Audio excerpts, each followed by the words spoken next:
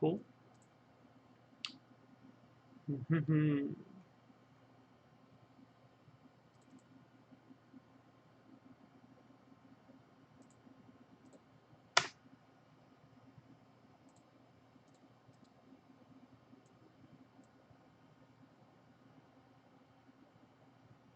Sweet. Okay. Hey everyone, how's it going? Aiman here. Gonna get started. How's it going? You're gonna hear a little bit of double dialogue as I. You're gonna hear a little bit of cool. Live on Twitch, live on Facebook, live on ZBrush Live. Cool. Some people already started joining. Thank you. Hey, Laurent Vermish. Thanks for joining. Juggalo95 on Twitch. What's going on? Cool. All right, so let's get this started. All right, I'll start with the quick primer and then we'll get going. My name is Aiman Akhtar. I'm a 3D artist based in Los Angeles. You can see more about my work at aiman3d.com. I've done a lot of 3D printing over the past 4 years, so that's what I tend to focus on in my ZBrush live stream. But it's more about just an idea and taking it to reality. The projects I've been working on most recently are my fungusaurs, the dinosaur mushroom characters. You can follow those on fungusaurs.com and Instagram, where we are trying to promote our own independent toy line, game, and make an animated series. So follow fungusaurs on Instagram. All right, I am live on Restream, so I'm getting chat from YouTube, Facebook, Twitch, etc. So if you guys have any questions, just drop them in the chat. I'll keep this window open to the side and answer your questions as soon as I can. All right, so topic for today is something I started in last week's ZBrush live stream. If you go to Pixologic.com, ZBrush Live Presenters, you can scroll down and see all these awesome presenters. And there's me. And check out the past broadcasts and schedules. And there it is. And you can kind of see all the previous videos I've done where I'm talking here in the video before about my COVID response, various masks and 3D printed projects that I've done. And there's 6 pages worth. So there's over 50 videos to check out, free for you to view and learn from.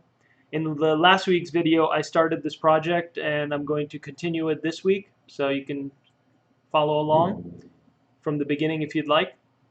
But basically, I'll do a quick primer. All right, there it is. View extra large icons.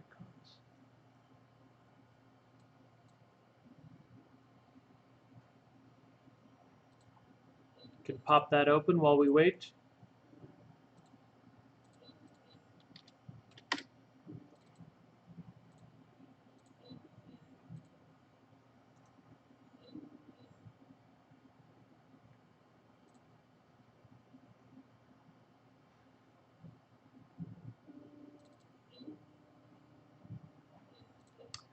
So this is where I ended up at the end of last week's stream. And I go over how I build a scene in ZBrush. Now, the thing that's been on my mind, just like on a lot of people's mind for the past, month really, aside from COVID, is the BLM movement. And I'm a big supporter of it. I think it needs to happen. It's important that it happens now and that the conversation keeps going. So this is my little contribution in solidarity with that movement. I wanted to make a scene about really the violence that I'm seeing, the one-sided aggression of very heavily militarized police forces against, mostly peaceful protesters. I think in this country, in America, it's really a shame to see something like that, the suppression of free speech to this degree, and really the over-militarization of an armed force against citizenry. It goes against every human, right. It's against, civil rights. It's against so many things that it's hard to really talk about this issue without polarizing a lot of people. Um, but what I wanted to do is make a piece that is intentionally provocative. That's what this piece is designed to do. It's designed to keep the conversation going. It's designed to be offensive, because it should be offensive to us that we're seeing this in 2020. This level of violence from the police against citizenry that are just out there to protest, exercising their rights. The use of tear gas, which is against Geneva Conventions, the use of rubber bullets directly in people's faces, blowing out their eyes. Just the appalling lack of training for a lot of these officers. It's definitely not something that I'm trying to say that I'm against policing and all police. It's just to articulate in a visual form what I'm seeing through my artistic lens and make something provocative and evocative. So this is where I ended up in last week's stream, and since then I had some more time to take it a step further into creating posters. And I'll show you some of those posters now. Here's the finished vertical poster. And if you zoom in, you can see a bit more of the details.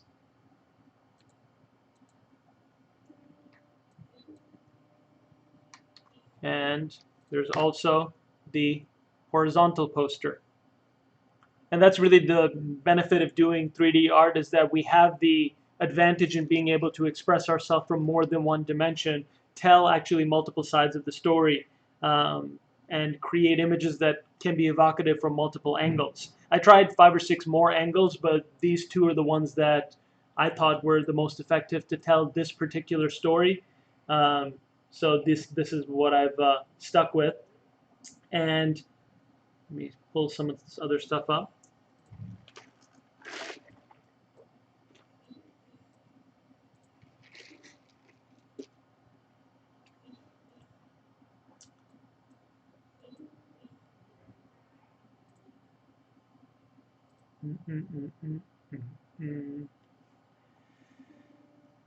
Let's see, scrolling down, let me just find what I've wanted to share with y'all.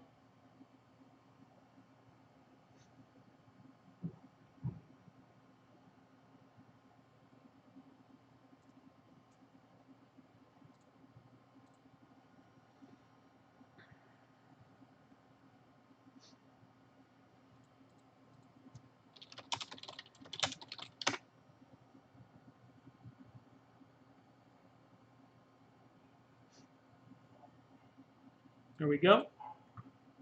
Okay, so part of my process as I work is to, kind of try to find my own voice, what I'm trying to say, just my own perspective of things. Because that's really the challenge as an artist. It's to take the time to articulate how you feel about something and express yourself through your lens, how you see the world. And part of my process is to first start with a sketch, then take it into 3D and sculpt it around. In this case, you can actually see how I built the scenes using assets I found online and rigs that I changed up and added accessories to and built this thing. But art is something that is, constantly evolving, and it's something that it's never finished. It's something that you abandon. That's ultimately, wherever you leave it, that's where the art ends up. So to me, this piece is still very much unfinished, and I wanted to get some feedback. So I posted on one of the CG forums that I've been frequenting for a while now, 10,000 hours. And it was interesting to see the response that this image garnered. 400 plus comments, just, a lot of debate that this encouraged. A lot of like hatred and polarizing opinions also that were clashing, and a lot of good feedback too here and there. So if you're interested, you can go see what some of the people were talking about. I tend to not engage with the vast majority of things, because to me, art has a life of its own. Once you create it, you don't really control it. It goes out there and it becomes its own thing. But what I can, talk about is what I'm going through as I am trying to articulate my feelings and what I'm trying to share with what I'm trying to create. So I'm happy to talk about any of this stuff as I do it. So if you guys have any questions, just drop them in the chat and I will, respond to it. Got some chat questions and stuff coming in right now. Imagine reading comments at Facebook. Yeah, it's Facebook and social media in general. They're tools. They're tools for whatever you want them to be. And for me, most of the people I follow is artists. So it's about helping me in my creation process. Um, some people, even on the stream today, are saying all life matters. People are annoyed that there's political propaganda. Um, and do I feel guilty about blacks? That's a ridiculous question. There's a lot of people that simply just don't understand the complexity of history in America and how a whole lot of people have been subjugated and oppressed, and it's really hard to try to change anyone's mind online. The purpose of art isn't to really do that. It's to instigate conversation and force people to confront their own biases, hopefully doing the research themselves and taking time to learn about things that matter. And clearly, from what we've seen on the streets here in Los Angeles, from all over the states, 50 states there's been rioting, 50 states there's been protests against the police brutality, 50 states there's been protests for Black Lives Matter. And it's important that the debate continues because it's whatever aisle you stand on, whether you're conservative or liberal, um, the idea that a citizenry can be policed so heavily and using military war tactics against civilians, it's abhorrent. It's disgusting. There's no political framework to it. Whether you're conservative, you should be supporting, defunding the police, because for conservatives, the idea that tyrannical government and they'll come for you, they're doing that in America to your fellow brothers and sisters. So it's kind of like, you know, it's whether you're on the conservative side of the aisle or the liberal side of the aisle, it's about, standing up for what you want to say and what you want to do. So what I'm going to do today is just continue working on this project and take some of the feedback that I got from 10,000 hours and work on this piece a bit more, make it a bit better. So how can I make this piece better? Um, let's talk about those things. Physically, how do you go about making something that is designed to be provocative and then try to make it a bit more complex, elevate art, on for the sake of what it is, for the sake of that art. So we've got ZBrush open right now. I've doubled the size of the canvas. I'm working with RS Sculpt. It's a Ralph Stumpf material, one of my favorite materials because you really get to see all the details. What I've got here is characters here that I downloaded from the internet. It's basically like a war pack, and you can see some of the feedback that I was getting was that their weapons aren't authentic. It should be necessarily a bit, like that. I think is a LMS, like a light machine gun, which is a Russian weapon, AK-47, not necessarily reflective of what the police in the country are doing right now. So it's maybe to focus on getting the right guns. So that's one good feedback that I got. The other good feedback was the way that I've got this arm, and if you look at it from the top, it's the Black Lives Matter fist, or basically the fist of standing with any oppressed peoples. The way I want to present it, and I want to prepare this thing for print so that it's an actual physical piece. That's what I'll be doing in this stream. And when you've got an image, like the posters that I had up, let me pull those up again. When you've got an image like this as a poster, it has its own significance. And actually, I felt that the weapons being over exaggerated and, with the threat to kill, because that's kind of what it is it does elevate the art in a sense. It elevates the conversation because it's very one-sided, and it makes you angry that it's so one-sided. Humans, we always want to root for the underdog, so it's important to, you know, kind of show what it is, for what it is. Um, and a lot of people actually understood that I'm not saying that all cops are bad, and it's not so one-sided, because if you look, there is one cop that isn't pointing their gun at the protester. He's kind of standing at ease, refusing to partake with everyone else. So it's not really about saying one thing with your art. It's trying to say a lot of things and kind of make people think. So what I want to do is just kind of work on this a little bit better. Um,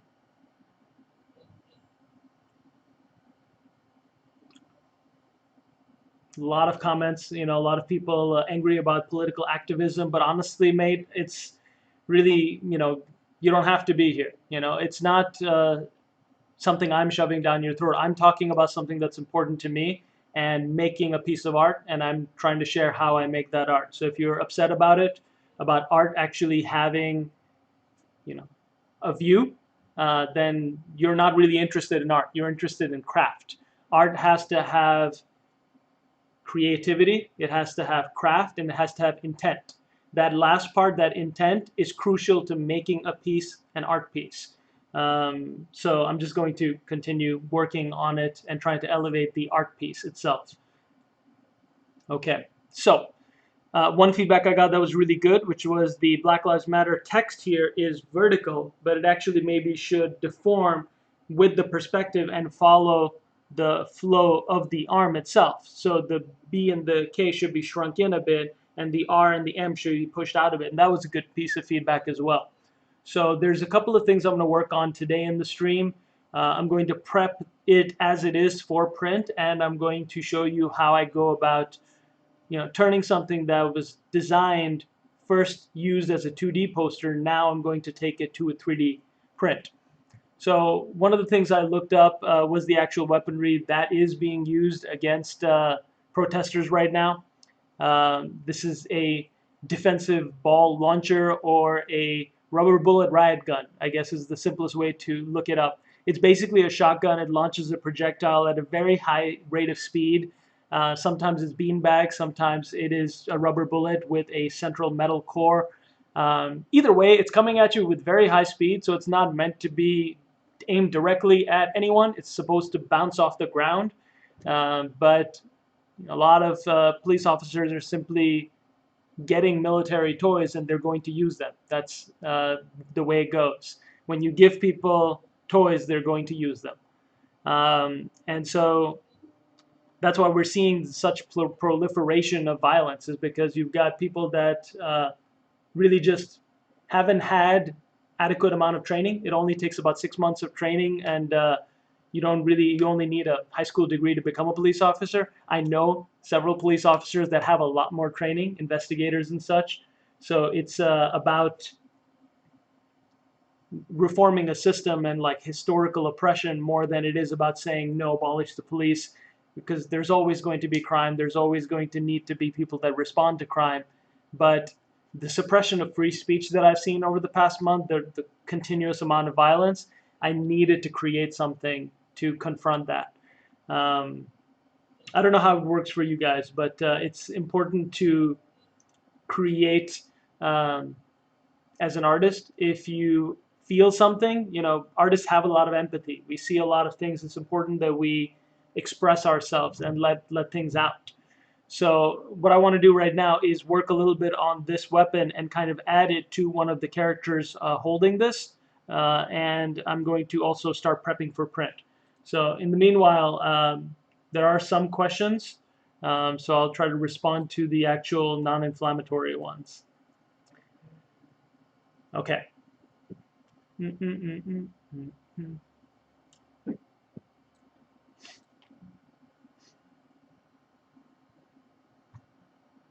So will I print in clear resin? I don't think so. I think that I want this piece to be fully, black. I think it'll work well with the aesthetic of it. So I'm going to probably try printing it in gray resin or in maybe tough resin. I don't know. We'll see.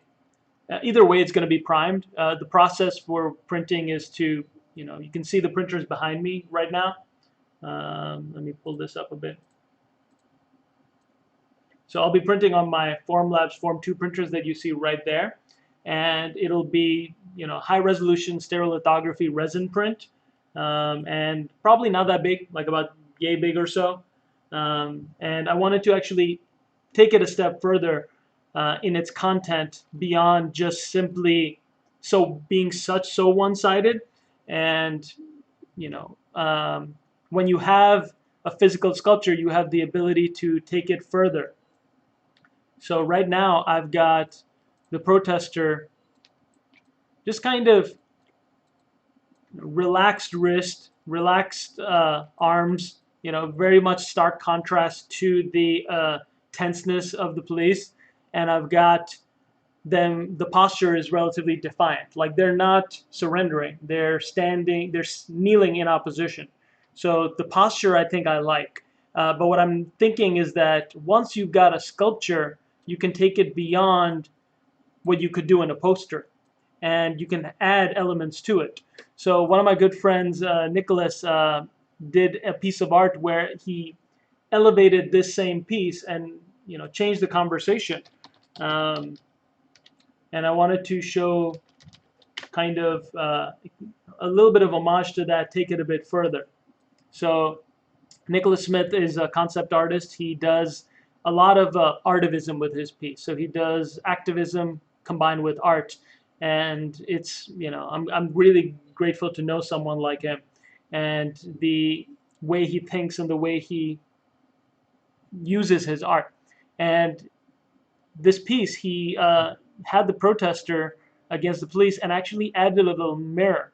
And that actually takes it, quite a bit further because it's showing the police what they've become and what they're doing. There's, it's people that have been trained and told to protect and serve, but they're coming in full riot gear with all the latest military weaponry against the civilian population and suppressing.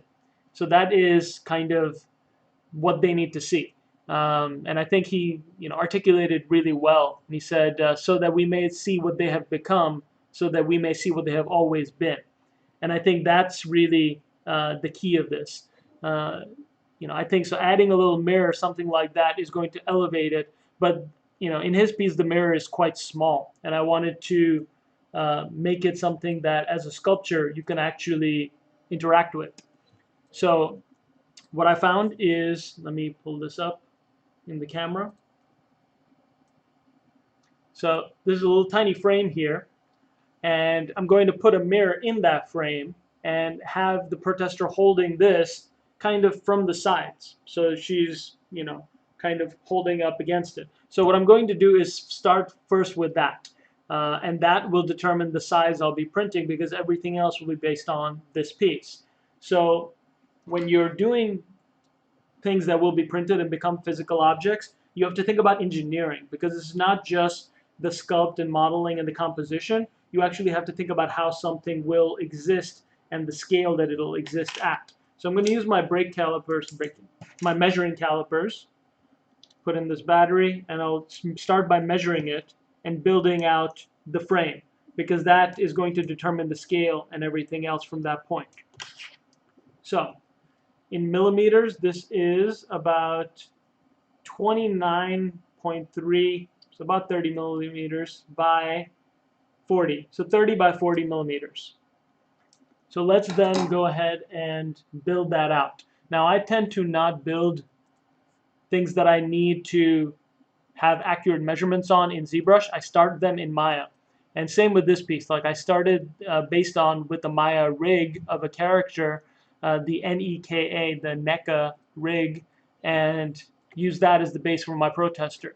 So what I'm going to do is go to Windows, Settings, Preferences, and make sure that I'm set to, let's say centimeters is fine. Create polygon primitives, cube, and it was 30 by 40. So create 3 by 4 should do the trick. Create that. And that's the scale of the mirror itself. Let me actually also measure the depth of it. So I am building all the dimensions. 4 millimeters. So let me do it again. Create polygon primitives cube. 3 by 4 by 0.4. There we go. Okay, so this is the dimension of the mirror itself. And so what I can do now is I'll start by actually scaling down the rig a little bit, because I want that mirror to be pretty wide. And I think what I want is for the mirror to possibly even be horizontal and aiming a little bit upwards, just so we can actually, as we're interacting with something small, the more I've done small projects and small works, the more I realize we're not looking at it like this. We're looking at it from above. So you have to kind of angle everything upwards. Some of the best figurative sculptures do this, whether for Sideshow or, Gentle Giant or anything. They'll, make all these dynamic superhero sculpts, but then they'll always tilt them up a little bit, because that way the viewer can interact with them better. Okay, so I'm gonna put the mirror kind of in front and work on the pose first, and then we'll import that into ZBrush and work from there.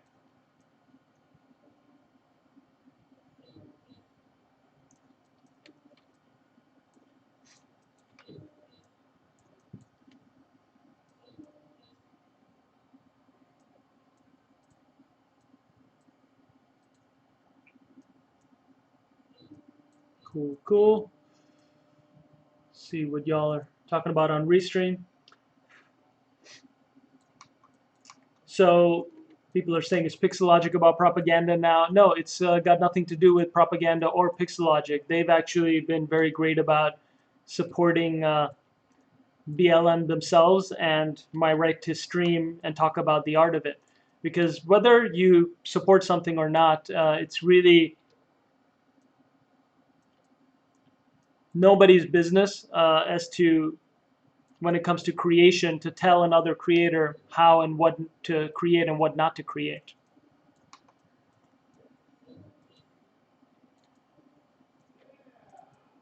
Though right now, I'm conflicted about creation of a piece like this, because I have to actually be quite careful in how I create something like this, because I don't want the conversation to be about me as an artist. The work is what I want the conversation to be about, because I'm a person of color, but I'm not black. So it's not really about me saying what I have to say, drowning out other people's voices right now that really should be, being heard.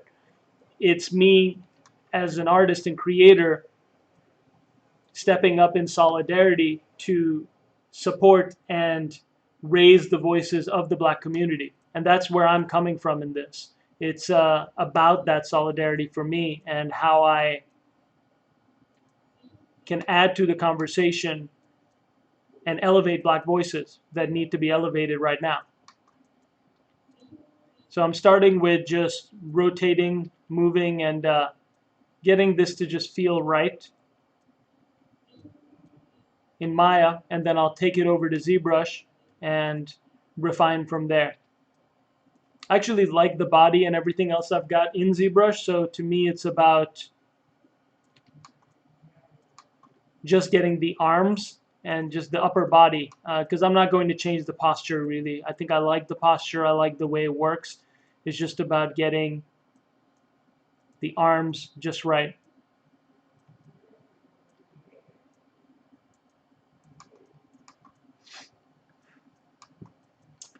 Comics Legend is asking, will the characters be printed on the base or will they be keyed? They will be keyed. Generally, when you're 3D printing things, you don't want to print everything in one go. It's not a Star Trek replicator just yet. It's still a very early technology, even though it's been being developed since the 80s. It's not there yet that you can just kind of press print and everything works out magically.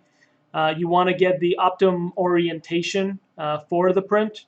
and the supports for each individual piece. So you just have to do it in pieces most of the time.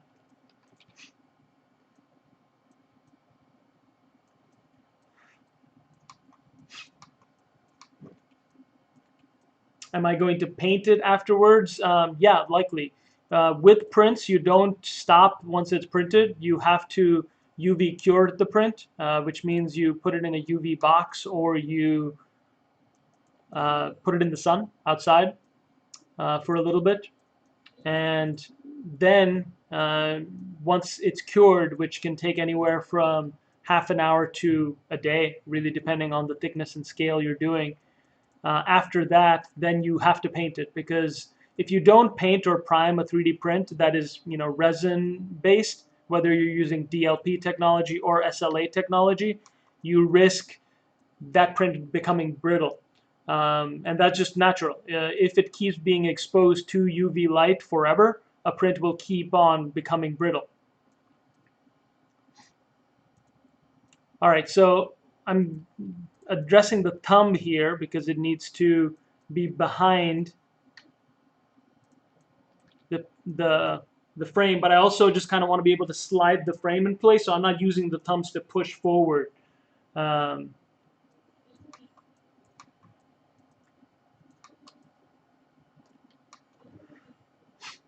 Okay, so Comics Legend is saying, if you had the shield dimensions but didn't have access to Maya, how would you go about getting the correct scale? Maya is just one tool. It's not end all be all. I don't use Maya for every project. You can build directly in ZBrush and you can figure out the scale. It's just easier in other software that is a bit better designed to accurately tell you scale from the beginning. So if you don't have Maya, you can get Blender, free software. It's improving by leaps and bounds every time I see it. So Blender is a really great tool. Or you can get Modo or Cinema 4D or Max. There's just so many different 3D tools that are slightly better at that particular thing. To me, ZBrush has a whole bunch of amazing features. But ultimately, for me, I use it as a concept and sculpting tool and illustration tool, actually. I did all the renders for the previous poster out of ZBrush directly. I think if you're after animation or if you're after a bit of engineering, you should try to do it in another software to just start at least.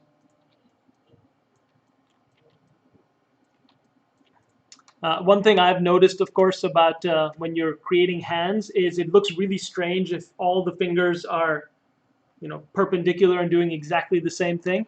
So it's important to try to have a bit of asymmetry, like one finger, separate from the rest. That way, it's going to just look a bit more appealing, and that's the goal: is appeal and complexity. I'm okay with it not being perfect here because I'm going to take it into ZBrush and Boolean stuff out anyway. But it should give me a good start here in Maya.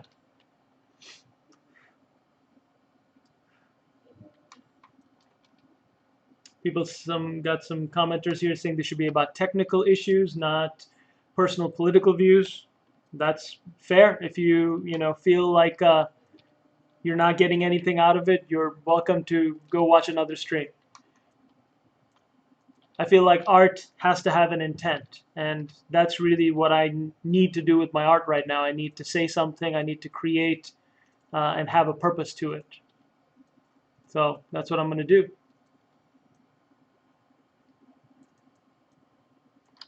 I think it's good if the arms are about the same height here. So I'm going to make sure they're at the same height. Get that thumb in place. And almost done.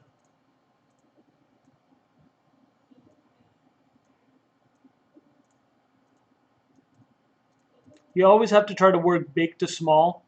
And in this case, what that means is you start with the wrist and the arm before you do the fingers. Now the one risk here with the fingers all being separate would be that they would break. They would be very thin if this thing is printed very small. So maybe it is best to, for the sake of this scale for the prototype, have the fingers kind of joined together.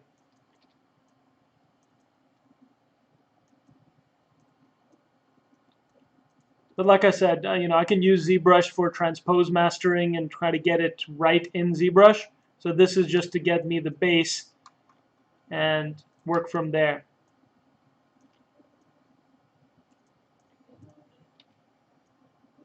Okay, cool. So there we go. Got the mirror kind of frame in place. Rotate this a little bit so it lines up. Lift that up a little bit so it lines up better. There we go. Okay, perfect.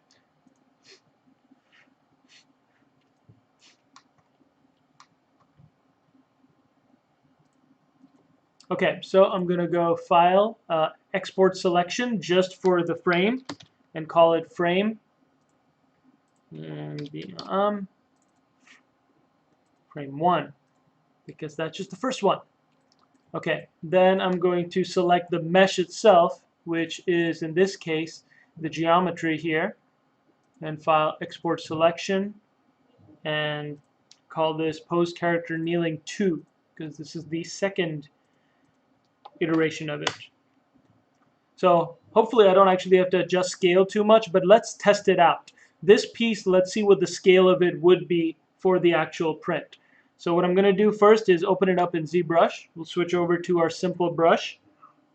Click Control N to clear the canvas, and I'll go to Import. And let's just get the frame in place and see what it's looking like.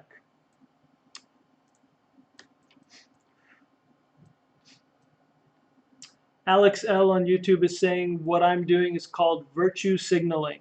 That's a great way to troll, Alex. It's nice of you to say. And will there be a sculpt of how Floyd threatened a pregnant woman with a gun? I think your questions tell more about you and your frame of mind than they do about me and the piece I'm trying to create. It's about the conversation around police brutality and how it's been for centuries, rather than trying to paint a person that is dead, killed, murdered, whatever really the cause. The police shouldn't be killing anyone. The police are not judge, jury, and executioner in any country.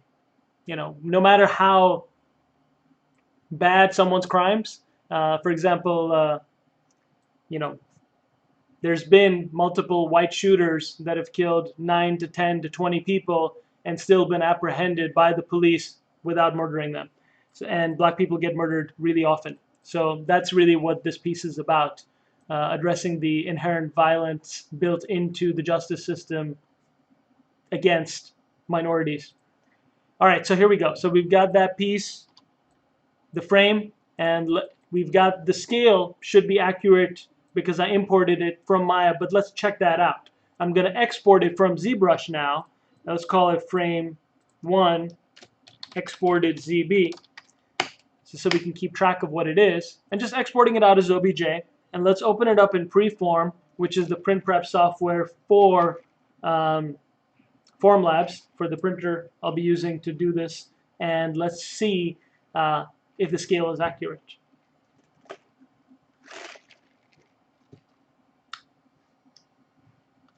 I really think that people should try to communicate through their art. If you have a problem with my art, okay, make some art of your own. I think it's that simple. There's no need to diss other people's art. There's no need to create a debate that you can't really win because it's opinions at the end of the day. If you want to say something, say it with your art. And I think hopefully this can inspire someone else to make even better art that is even more effective in instigating a conversation. That's really all it's about. It's instigating a conversation. Because did you guys see that shit about art is what, non-essential? Like I think it was a poll. There was like 70% of people saying it was non-essential. While there's a pandemic going on, while everyone is reading books at home, watching shows on Netflix, it's using their MacBooks, everything that designers and artists create, now people are saying that artists are non-essential. It's kind of silly. Here we go. Now let's import this into Preform, frame 2, exported ZBrush. And I'll say use inches because I exported. Nope, that was wrong. Let's try using millimeters. Open. Use millimeters. And we can see that the scale is wrong. It's just not coming, accurate. And that's really what we need to figure out first, is let's get the scale right before we do anything else. So why is the scale wrong? Well, it's got a lot less to do with ZBrush and more to do with the workflow. And yeah, I know they needed artists to make that infographic, that artists are non-essential. So what I've learned in exporting out of Maya, oftentimes if you want to get accurate scale to reality, is you have to kind of do a little bit of a tricky workflow. I've got it set to centimeters. However, when I export and import into ZBrush and then bring it into Preform, it's thinking millimeters or inches. It's not thinking centimeters. So when you're exporting in centimeters, you just multiply everything by 10. So I'm going to take this piece and group it and scale it up by 10. So that's the scale that we actually want it to be reflective of real life scale. And let's export it now. Frame 2 this time.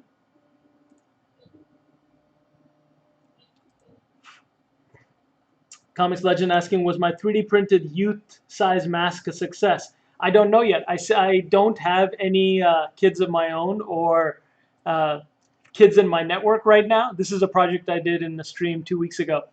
And so I sent it over to my friend in Seattle who's got a couple of kids that are the right age to test it out. So they should be sending me a video soon. I need to check in with them.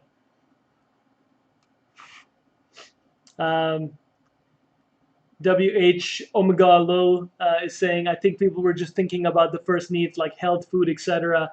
and entertainment is the end of their needs. Yeah, no, that's fair. I mean, if you think about art in terms of, do you need art to live? No, you don't. However, is there a point to living without art? Is there any reason to live if there is no creative expression that you can produce or take in? No, there really isn't. I don't see it. Even gardening can be art. Even the simplest act of movement, dance, can be art. And so to try to say that art isn't essential in any way to the human condition is just ridiculous. It's mind-blowing. All right, here we go. So now we've got the frame brought in with the times 10 multiplier from centimeters. And so now let's export this out. Frame 2 exported ZB. And let's bring that into Preform so we know that our scale is accurate. And I'll go File, Open. Frame 2 exported ZB. And there we go. Look at that. It is the accurate scale to this thing I'm holding in my hand. Because we measured this with calipers, we know that this is the dimensions, and we know that that in Preform is the correct dimensions because Preform is, the Form 2 build area is about like 7 inches or so. So that is accurate. And so now we have to build our scene around that. And so that's the key in ZBrush is, now that I've got that frame in there, frame 2, let's build the rest of the scene around that. So first thing I can do is make sure that the rest of my scene here, let's turn everything on, and we will click Merge Visible. And let's import in the arms update that we made, and then we'll scale everything up to the right size. Mexi Chris is saying, my kids are up for test projects too. Send them my way, I'll report back. No, I would love to. Yeah, it's good to have friends with kids these days because, I don't know, you can't really see anyone these days. And there's good to have people that are willing to kind of collaborate and, still meet despite the pandemic. Mexico is saying, seriously though, you've got my support in how vocal and true you are to your craft. I appreciate that, mate. It's not everyone is supportive. A lot of people are anti a lot of things these days, and it's good to take time to figure out your process, your voice. A lot of the times, I'm always thinking about the future. I don't know how you guys are, and when I, don't create, I'm just, miserable to be around. Like I just, if I don't do this stream or if I don't take time to create, I'm just an asshole. Sorry to curse, but it's a need. It's a visceral need to create, and sometimes you have to silence that need. For the past few weeks, I've not created really much of anything and put it out there because it wasn't time to elevate my voice over the voice of the Black community. It was kind of time to give them time to vent, to express, to put the solutions out. But now, after a few weeks have gone by and I'm constantly being bombarded by this violent imagery every single day on social media, I need to create, to express something. All right, so here we go. Post character kneeling 2, import that in, quads and triangles. We'll go direct to the merged model and we will click append. You know what? No, I'm going to append it to the other one. We'll merge it again if we need. And there we go. There it is. Let's draw that out on the screen. Click frame. Make sure it's on. Where is it? Where is it? Where is it? I don't see it.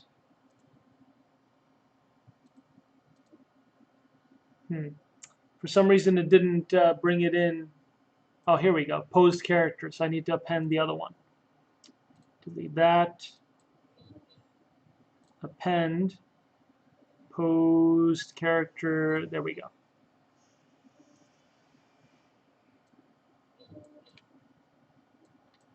All right, so the scale already is inaccurate anyway, so it doesn't really matter. When I built this scene originally, I didn't build it around the Maya character. I built it around something else. So let's delete that, and we'll go ahead and scale everything up first, and then bring that character in.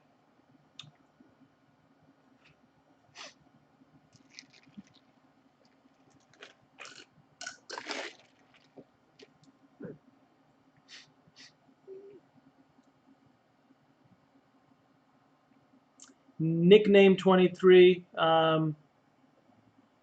is saying, on official Pixologic stream is one side of political propaganda.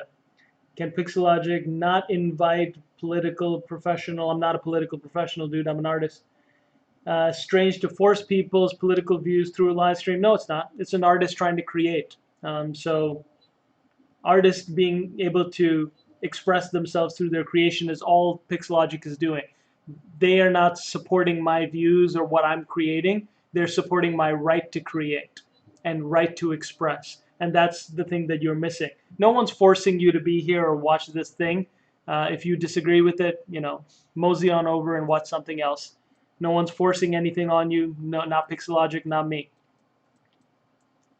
Okay, so we've got the merged glasses, it's called here. Let's call it merged all.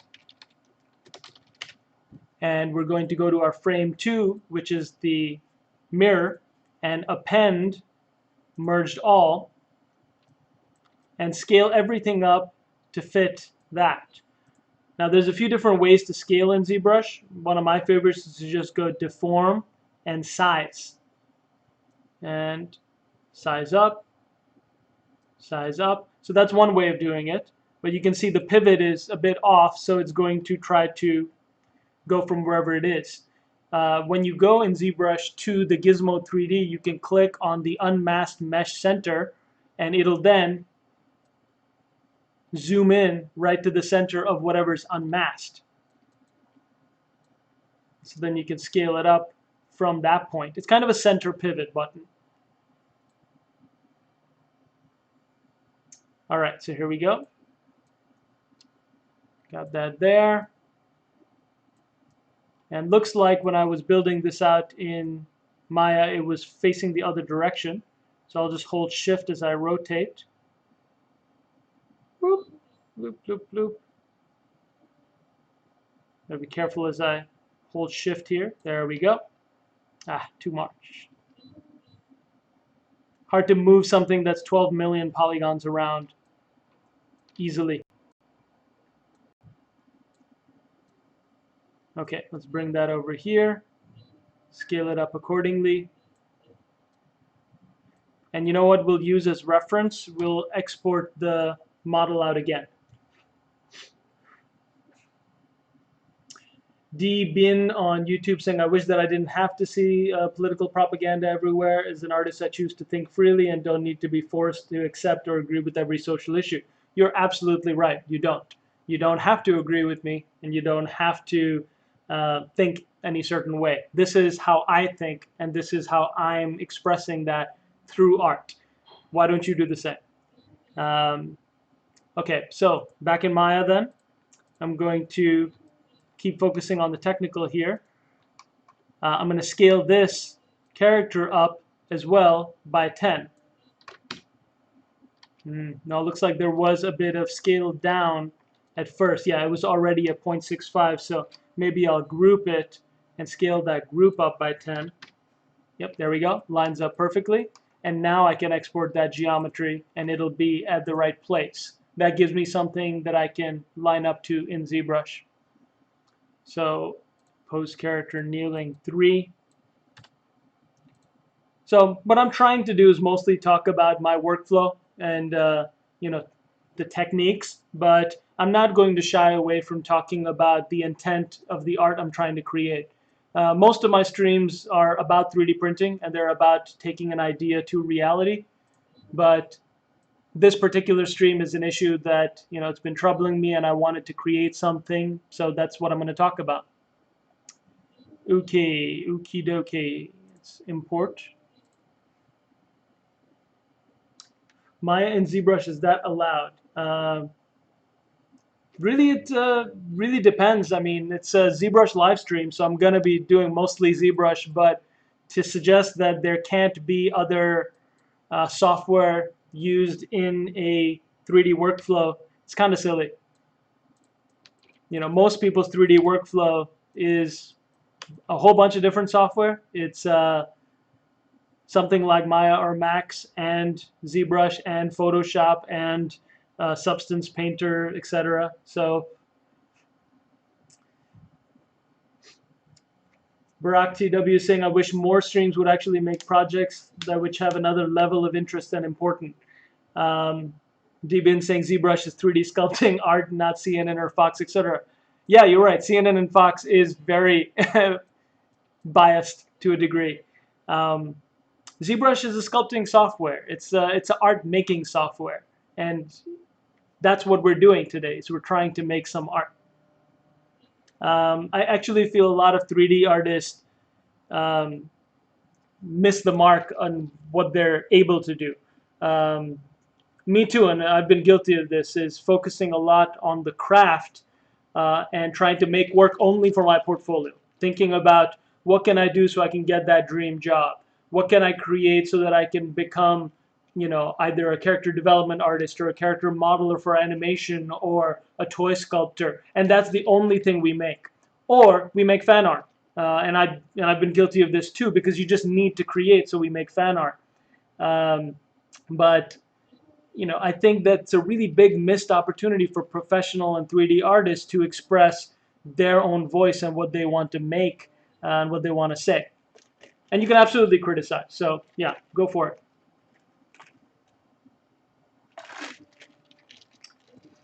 Most viewers are not here to become artists. That's your opinion, mate. That's just like your opinion, man. Who will get replaced by procedural modeling? That's a good point. I mean, the reason I didn't really want to get into, you know, super high, you know, res spatial sculpting is eventually scans will replace that. They already have for a lot of the workflow. So I wanted to create stylized and stuff that, you know, can only be created. Fun Employed saying, I'm here to learn to be an artist. Honestly, you don't need to learn to be an artist. All I can do is to show you a bit of my perspective. You're already an artist. Um, if you create, you're an artist. All right, here we go. I'm going to now import from that frame. I'll just append the new posed character, and there we go. So that's the scale that I want to be at. And now I've got something I can line up to. So we'll go back to our merged all and scale that up. And now the cool thing about this workflow is that I know my ZBrush file is to scale for the real world for what I'm trying to print. Because now when I export any of these from ZBrush, just as an OBJ, it will line up in Preform or Idea Maker or Mesh Mixer or whatever software I'm using for print.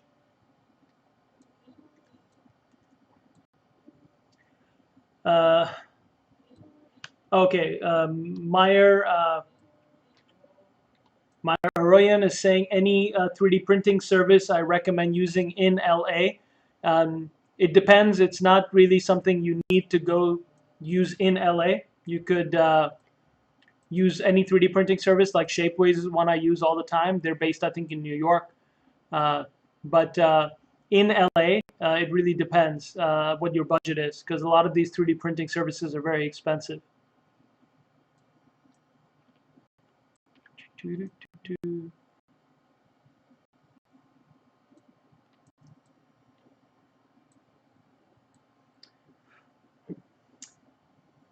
Any chance if I remember my PC rig build spec? My specs, I think I have like 32 gigs of RAM. I've got one of the 9000 video cards. I don't remember which one. And a solid state drive and I built this PC like 5 years ago, so it's been a while. It's about time I update it again. But I think ZBrush is a very sculpting friendly software that you don't need a super heavy rig. But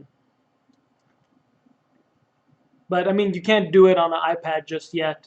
I'm excited to see the new features in ZBrush. I hope to be beta testing the new version again soon.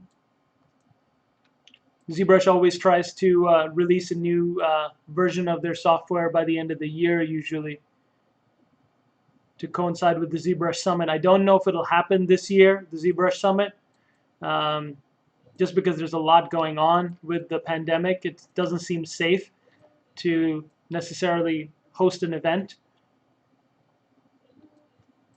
Feel like that's the right size. It's got some variation because, of course, I moved things around in ZBrush, but I think that scale should be accurate enough for me to have as a starting point. Can you show how to get a good extract from a full body sculpt? I think that you just need more resolution. Like, for example, I wouldn't try to extract from a mesh with this much resolution. I tried to divide it a whole bunch of times before I extract, and I'll show you. I'll show you just now so you understand how I would do it. All right, so in this case, I basically just want that arm piece, so I'm going to split the rest and hide it. I'll also do an auto groups and select only the group I want and delete hidden. Most of these options are in the tool menu under geometry. So most of that stuff you can find over there. Okay, so that's looking good. I also don't really need the head and neck because I like what I've already got in the other file, but let's keep it for now. Divide, divide, divide, divide. About 1.9 million polys. Delete lower. That should be good. And let's move using move topological. So if you go under move brush, there's a few different moves. There's move elastic, and there's move topologize. Topologize will move only the specific area of geometry you click on.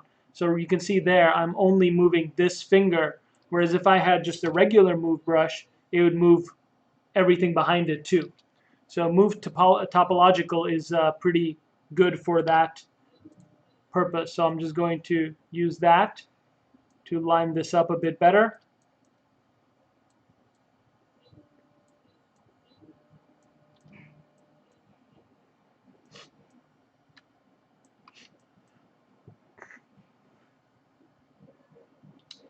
Alex L. is still kind of going off on people making Floyd a saint in his criminal record.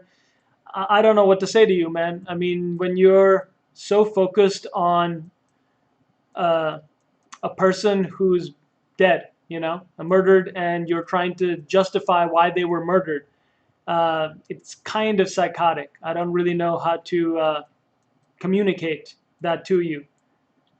It really doesn't matter what someone does. The police shouldn't be out there executing anyone in America. It's not their right to lean on someone's throat for 8 hours, no, for 8 minutes, 46 seconds until a person's dead. It doesn't matter what their criminal record is.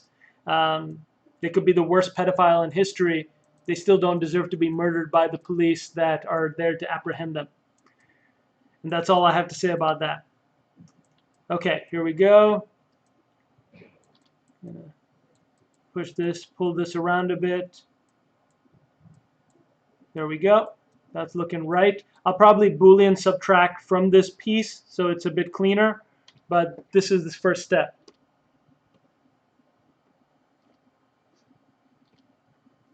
All right, got a question again from Pepsilipton. Is it okay following tutors only or better to model by reference? I'm not really sure what you mean. Reference is very important as a 3D sculptor and modeler. The more reference you have, the better. If anyone's trying to tell you not to use reference, they're out of their mind. As a professional artist, I get contacted all the time to work on, very big properties like, Warcraft stuff or SpongeBob stuff or, DreamWorks stuff, Universal stuff, and they're very precise about their reference. You have to, as a professional, know that you need to use reference. So yeah, I think in your own modeling workflows, it's important that you start using reference because it kind of gets the ego out of the equation. You just have to make something match. Either it matches or it doesn't.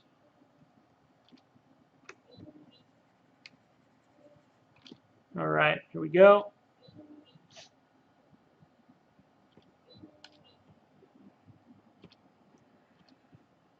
Another question regarding printing. How do you make copies and how do you mass produce? It really depends.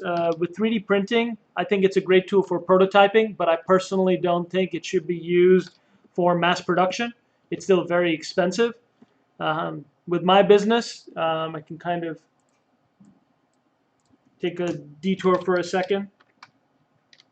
So the company that I own and operate and run is called 3D Smiths, and I do 3D printing in LA. So if you want to contract me, you can email me at 3dsmiths.com. I make statues for concept movie and game pitches. I do awards, trophies, masks, product development for Kickstarters, and just one-off projects that people hire me for these kinds of things. And if any of my clients says they want a whole bunch of prints, they want a whole bunch of things, I say, look, we'll print one, and then we'll silicone mold and cast it, and just do casts of the rest. So here's on my page, you can see, there's the finished print approved by the client. Then you create a silicone mold of it. Then that's what you use to cast resin. It's a lot cheaper. Whereas a print of this size, about 6 inches, can cost anywhere from, $500 or more. A cast can cost, 20 to 50 bucks. So yeah, big difference. And if you're making thousands, then you need to do injection molding, not just try to cast. You can only cast about 30 to 50. You can't cast that many. When we did our Fungusaurus toys and we did a Kickstarter, we did the tooling and production in China, and we did 16,000 toys, 16,000 orders. So when you're doing something like that, then you need to use injection molding and different techniques. How do you deal with concept art that just won't work right if you sculpt exactly as it was drawn? So that's a great question. 2D artists get to cheat. There's no harm in saying that.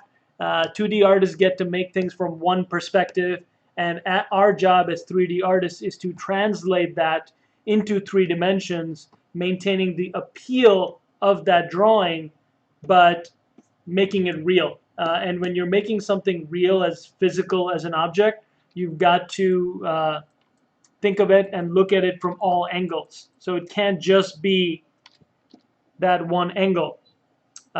So you can't match it perfectly. You cannot match concept art perfectly as a 3D artist from 2D to 3D. You have to, and that's kind of what they're hiring you for. You have your own voice and your style of your sculpture and your modeling, just like you have your own voice for, you know, your art and what you want to make. It's really our job as 3D artists to translate that 2D to 3D, but we have to use our experience and our skills to make that 3D piece work from all angles. So just as a concept artist is hired to start something, a 3D artist can be hired to finish something, and most of the time you just have to go back and forth with the client until it's finished, and there's no way around that. And our job as professionals is to be professional while we're doing that.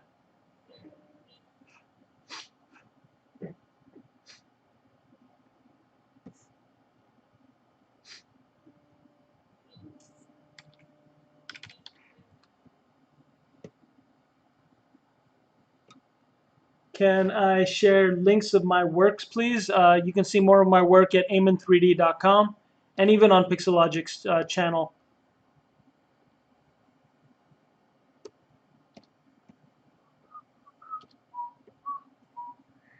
How would you model a realistic character who's a very old with black and white images? That's a good question. I don't know. I've never really done that. Model something from black and white images. I try to get the best image reference I can, going so far as to even capture image reference oftentimes.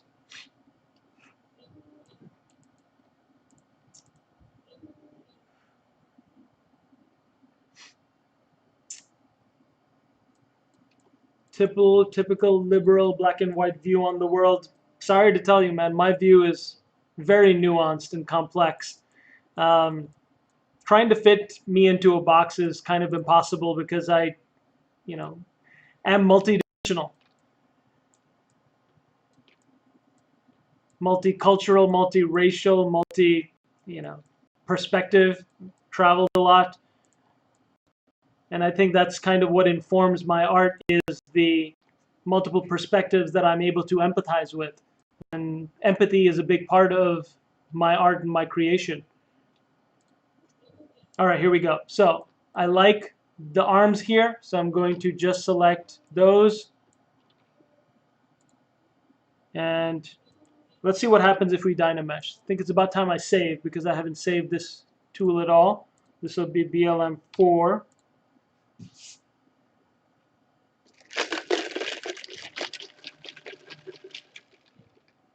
Got John Quest saying, Jesus Christ, that thumbnail, can't get away from this stuff. Can't I enjoy art without hearing about politics and inequality? Yikes. Well, I don't know how to answer that, but if you're looking to enjoy art, and then maybe what you're looking for is entertainment and not art. And yeah, there's a whole lot of things that are, I'm sure, more entertaining than what I'm doing here. I'm just trying to share a little bit of my workflow and how I do things, and why I do things. Okay, here we go. So what I'm going to do now is Control-Shift-Click on the character here and split that off into its own subtool. So split hidden, And we'll also go ahead and grab that mask in the hair.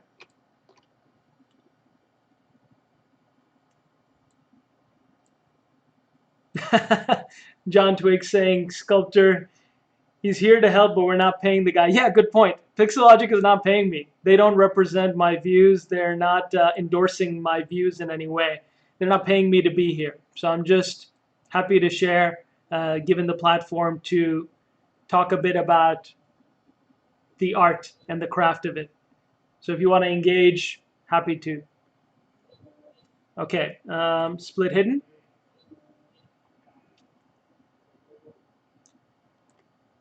And we've got about 50 more minutes on this stream, so I'll go through and just kind of start splitting pieces off and preparing them for print now. So these are all the, I want to say police, but they're basically soldiers here, because that's what we've got. We've got military weaponry, tactics being used against civilian. So that's what it is. And that's what this is a commentary on this piece. Okay, so what we're going to do now is, this I don't believe has been Dynamesh, so I could select just that body or just the topology, and I use the transpose tools to do this.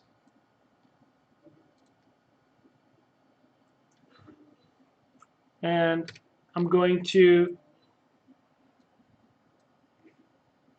group the unmasked or group masked, and that way I can just Control Shift click, and there we go. I've got just the piece I want selected. And I'll do split hidden. And now I can try to use only the two pieces that I need.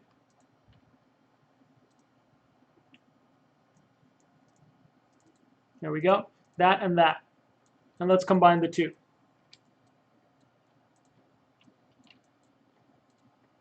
So I'll start by separating the head. Actually really like what I've got going on, the clavicle situation there. So let's try to keep that. Delete hidden, or yeah, delete hidden, whatever.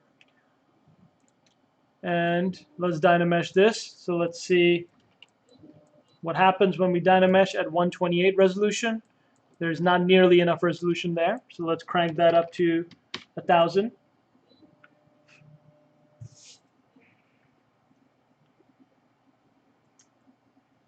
Got someone on YouTube. I really can't try to even pronounce the name. Who knew there was all these conservative snowflakes crying about wanting a safe space from art? Have you ever been to a museum?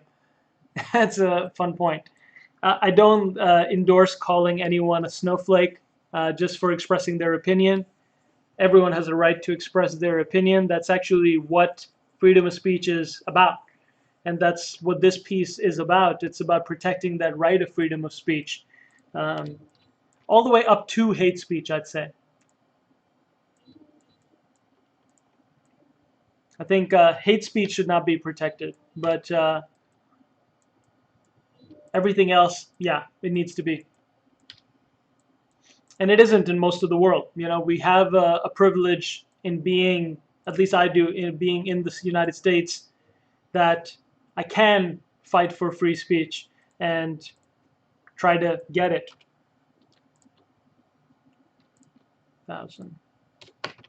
But I think it was New Zealand that recently said that America isn't a first world country anymore. They classified the U.S. as a third world country, and they have a very good point there.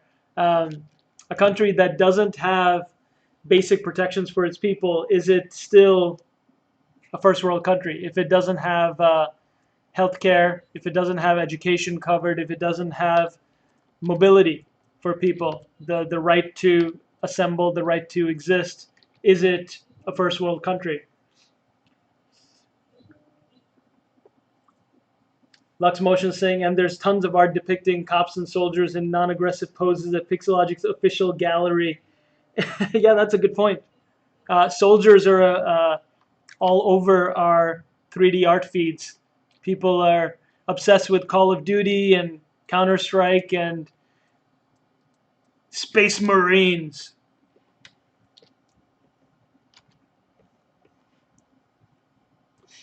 All right, so let's see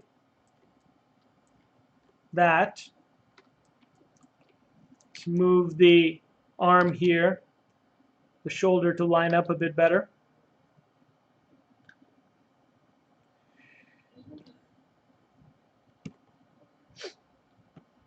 Funemployed saying it's very silly how the U.S. has gotten away with worse and worse statistics while telling its citizens we're the best.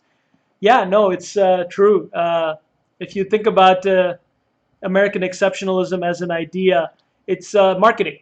It always has been.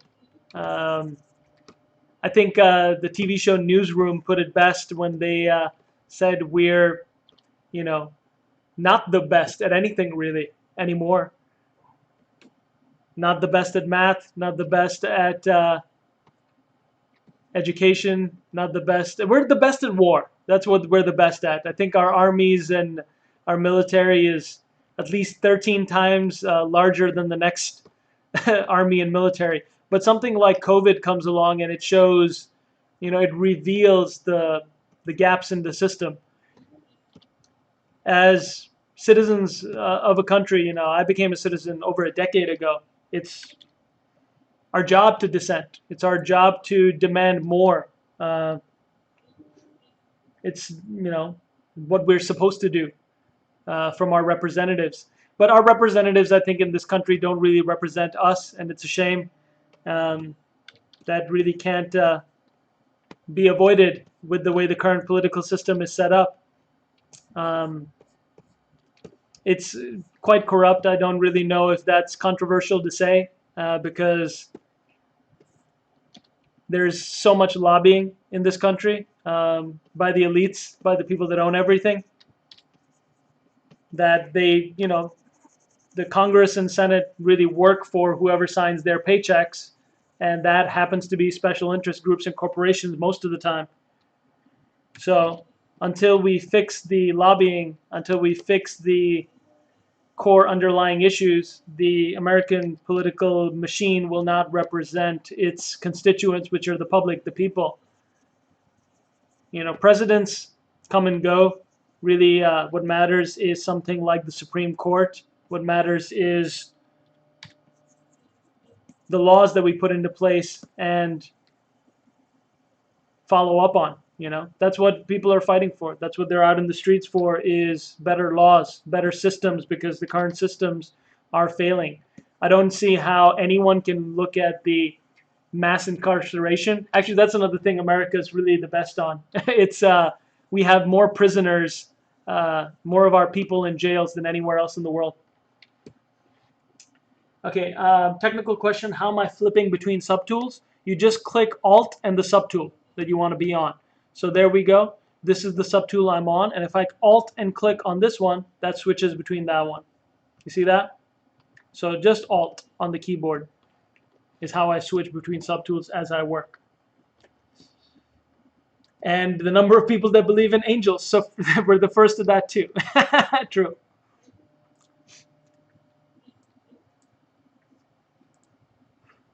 Kurt Boutier, thanks for joining. Kurt's a student of mine and fellow 3D artist I've brought on to help me on several projects because he's awesome. Thank you for joining, mate.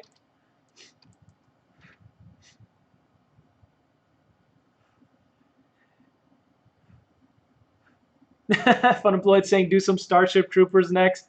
Oh man, Starship Troopers is my jam. I have to watch that movie again. So good. The bugs! The brain bug, that brain sucking bug is just, oh man, nightmare fuel.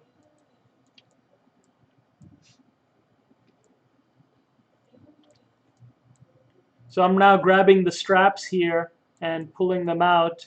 And actually someone had asked earlier, sorry I kind of forgot to get back to it. Someone had asked a question about how to do a good extract, and I'll show you right now. Let me switch over to my move topologize and finish getting the strap in the right place.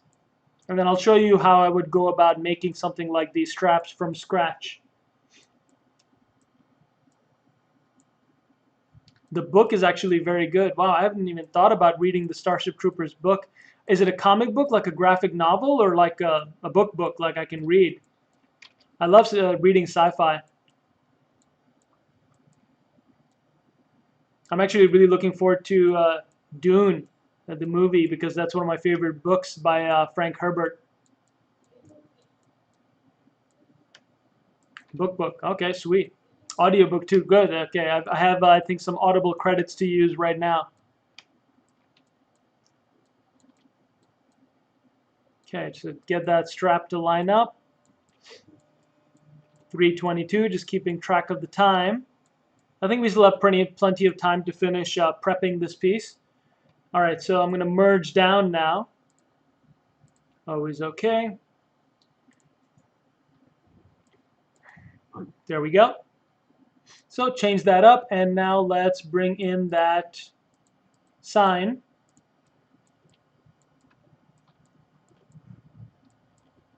And one thing I'm going to do with this sign, you can see it's cutting into the leg a little bit. I'll move it up just so it's not cutting into the leg so much. Actually, I think it's probably good if it cuts into the leg a little bit. When I boolean out, that'll give the frame something to key onto into the frame. Comics Legends saying the director of Starship Troopers also directed RoboCop. Wow, I did not know that.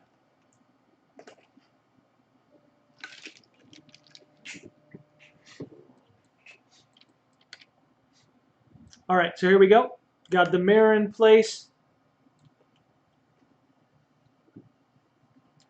I might find it very militant, still very interesting and eye-opening about army culture and morals. Yeah, I'm sure. I mean, if you think about it, what is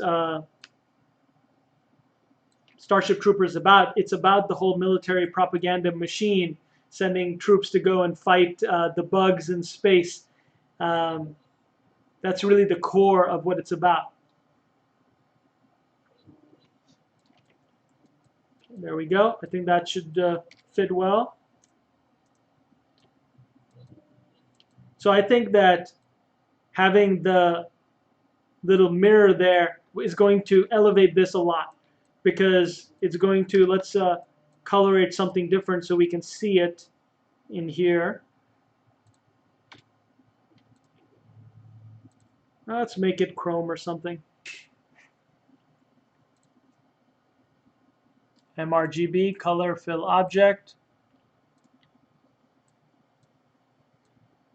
There we go. So when you have a mirror in the piece as a physical sculpture, now the police are being challenged to confront what they are doing, what they're looking at, what they're,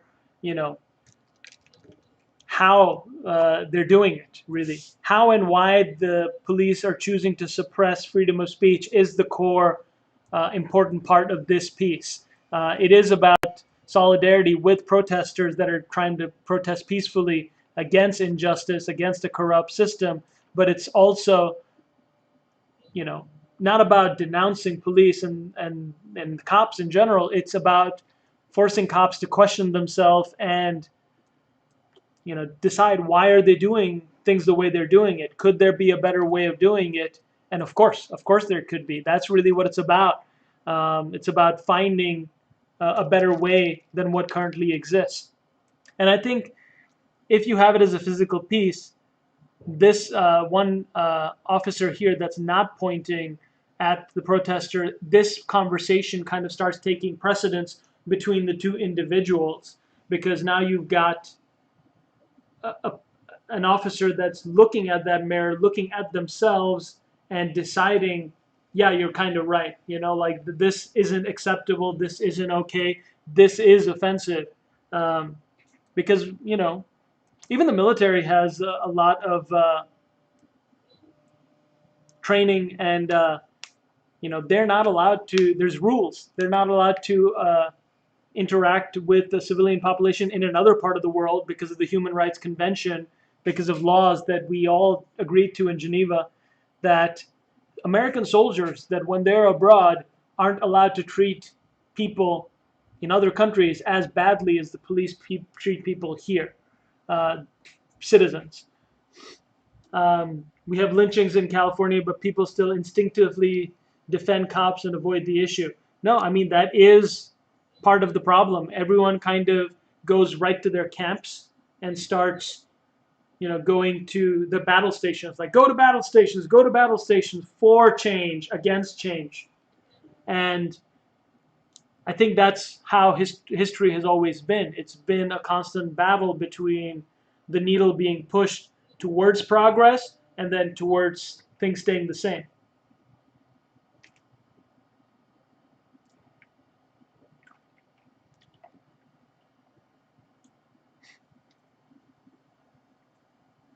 Viper 3D Art on Twitch is saying BLM's full name is CBLM, Certain Black Lives Matter. Yeah, I mean, it's a good point.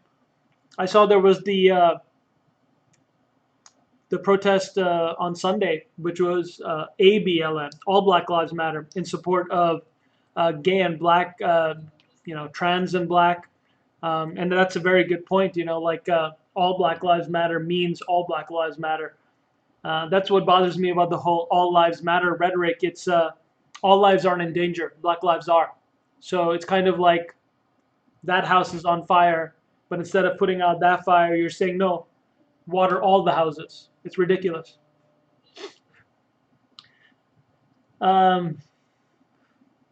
Monopoly of Violence, 100% recommended documentary. Yeah, of course you're allowed to say that, mate. I'd like to check it out. What would you do if you had all the powers in the world? I don't know. That's a good question. If I had all the power in the world, I would try to allocate funding towards education and the arts more than they are towards policing. I think if you look at the way our budget is balanced in the States, we use a lot of our funds towards the military, towards developing weaponry, towards staying cutting edge in the field of war, and we don't take care of our people. And I think the thing that I would try to focus on, if it was me personally, would be trying to make sure that education is a right for all, basic healthcare is a right for all. Like no one should go bankrupt and no one should be suicidal because they can't afford to go to the doctor. It's kind of a messed up thing that, the police shouldn't have all the latest toys and gizmos and gadgets and military weaponry, to use against citizens, while teachers have to pay for their own supplies out of pocket. So these are the kinds of things that I think are important. So Viper's saying that BLM doesn't care about the hundreds of thousands of people gunned down in the street. I don't know what you mean. That's exactly what they're talking about, isn't it? They are trying to care about all the people that are unjustly murdered. Okay, so here we go. Let's start prepping this piece now. I'm going to save again. And let's start prepping this for print. We've got about 30 minutes, and that should be enough to take this quite far in terms of print prep. I do still want to update some of these guns. I kind of like how some of the guns are, far more lethal than rubber bullets. I think as an artistic statement, it's more powerful.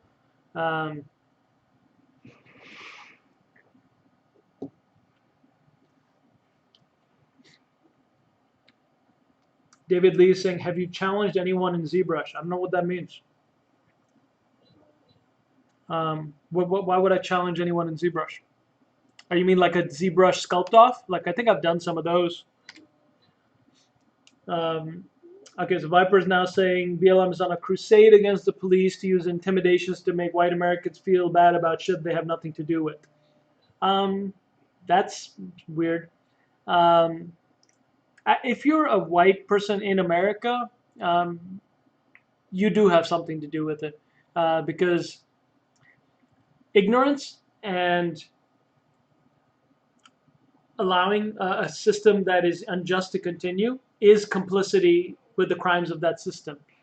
This was something that, as humans, we decided during the Nuremberg trials of, in Germany, when we decided that soldiers can't just be following orders. They are guilty for the choices that they make. And it's the same thing is true for people that live in a country. You can't just see injustice happening and ignore it.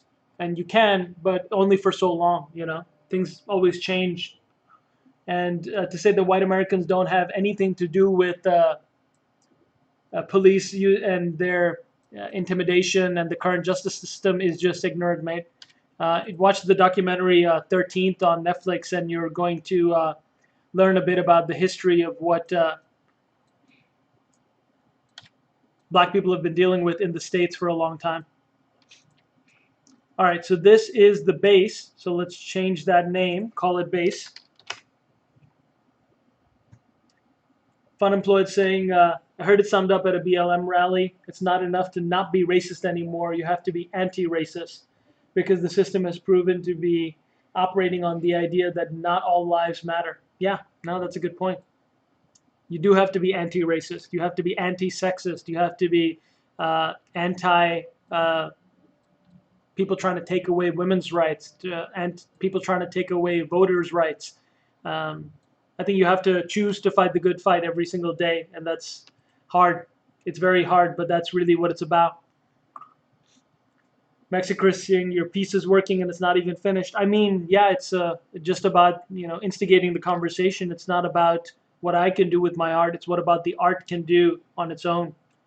I might actually try to, once it's finished, try to auction it off and donate the proceeds to the Black Lives Matter movement. That would be, I think, ideal.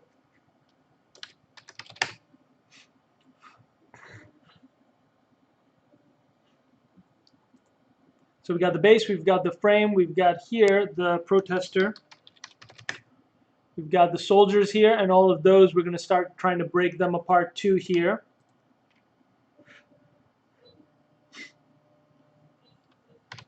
Okay, so let's now go ahead. So you see they're all separate pieces, but what I'm going to do is auto groups now and group split. Now you may not be able to see everything that I'm doing on my screen because I've got a custom UI. So let's shrink this down, and I'll see if I can show you my custom UI here in a second. Scale this down. Let's minimize this. Sorry for the little bit of all right, here we go. So static. Here we go. So now you can see the custom UI that I've got at the bottom. If I move, these are all custom brushes and stuff that I've built into my UI just to make it easier and faster for me to work, which is why I can kind of still talk as I do it. Yeah.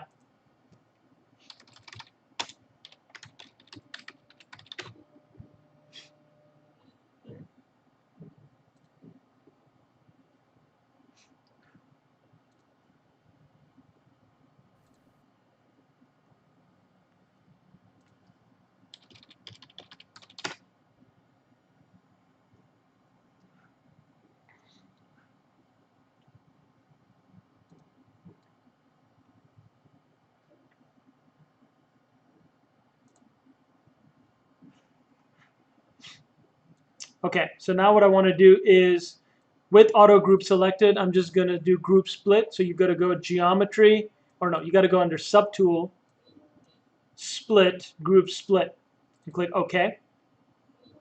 And now it's going to split all of those apart into various different pieces. And then I have to come back in and make sure that these are all print ready. So let's do that. So this is kneeling soldier, and this is their weapon. So let's bring that down. Kneeling soldier weapon.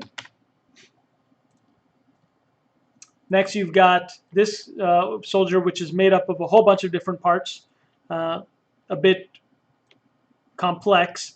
And actually, for 3D printing, it might actually work to have it as one piece.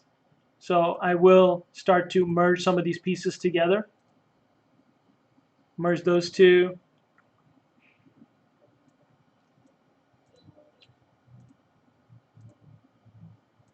Merge these.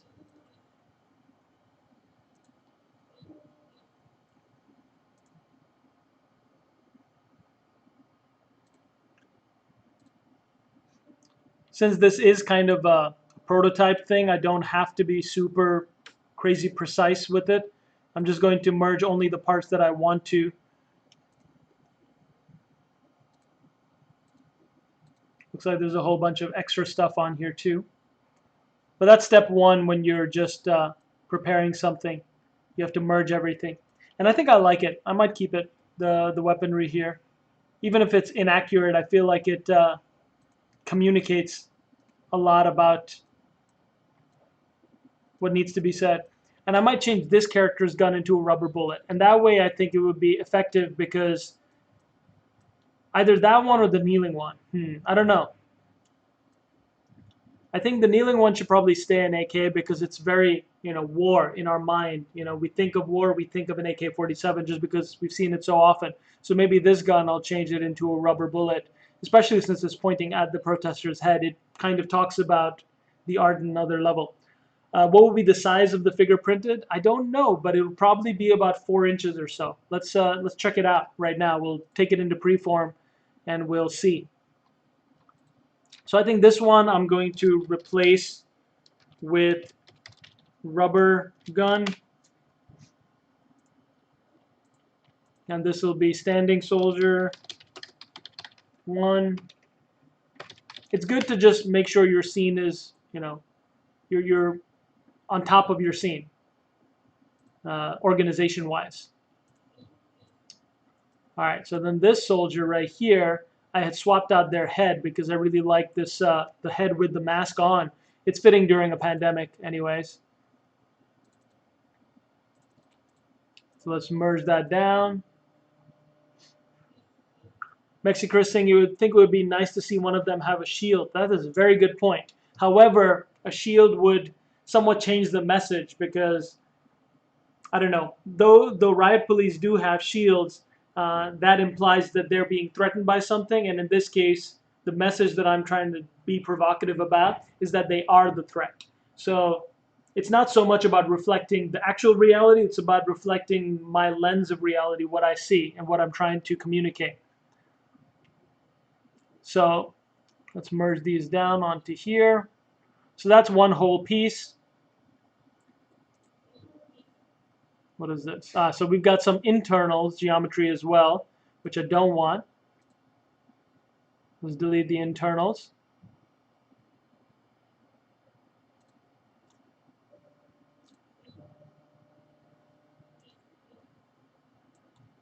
And there's a whole bunch of meshes that don't actually do anything, so I'll just delete those.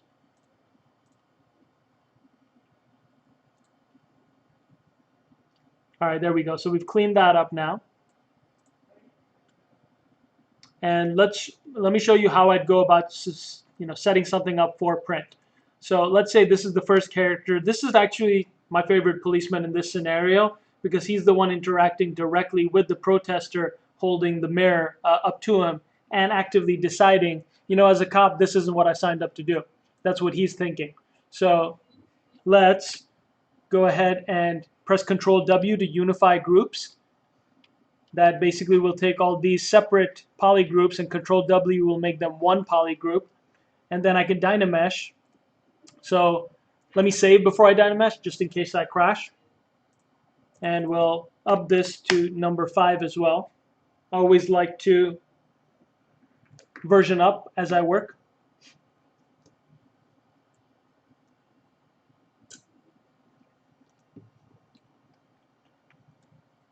Okay, so what I'm going to do now is just start Dynameshing, and Dynameshing is actually an excellent print prep tool because it takes multiple meshes and combines them into one mesh from the outside in. So it kind of fills in the gaps and unifies. Now, we'll have to go in and actually fill in some gaps, but I'll show you how to prep something like complex like this for print. 128 resolution was not enough, so let's crank it to 300. See what that does. Barack TW, why do I Dynamesh? It's because for 3D printing, everything needs to be one watertight mesh. You can't have multiple models with holes on the inside and, it just won't print. That's why you have to Dynamesh. And I can already see some issues, and it's my job to also go in and fix all of these issues. So we're seeing the 128 resolution wasn't enough. 300 resolution wasn't enough. Let's try 500. And dynameshing is just the first step to prepare something for print. All right, here we go. 500 resolution, I feel, gives me all the detail that I need this piece to have. And now I can go in and start cleaning things up. So I'm going to start by inflating and close up the seam between this arm, because that's a really weird, unnecessary seam there. I can also take my clay brush and just kind of sculpt away some of this detail and fill in some of this detail. Now you see something like this, there's a lot of space under this gun, which I don't need there to be, and behind this gun. So I can go in with something like my insert mesh brushes. You can just press I to isolate the insert mesh brushes and switch to, I don't know, something spherical. Here we go, insert primitives. And I'll just pick something like insert primitives full sphere. And I can draw that in place. And I can use this while it's masked to just fill in the spaces that would create complexity for my printer and just fill those in. Because when I dynamesh this, it'll just close in those gaps and it's going to be much easier to print. And I'll try to hide it as much as I can. I like that. Let's do it again. And this time we'll try to close the gap that's right here.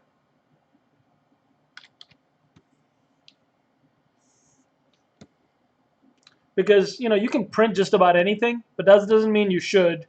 You should make sure that you make it as friendly for your printer as possible, because there's a lot of things that fail, a lot of prints that fail for silly reasons. So this is just the basics of preparing something for print,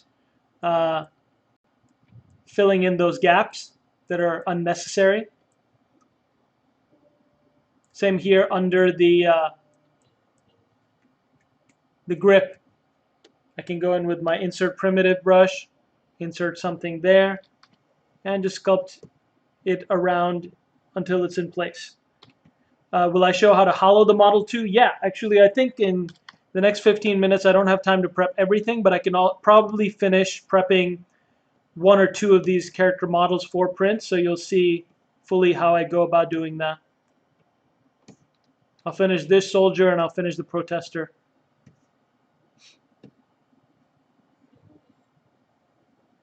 All right, so all of that looks pretty printer friendly.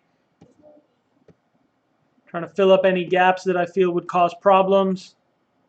But this was a 3D printable model that I downloaded, so luckily I think it's in pretty good shape for printing.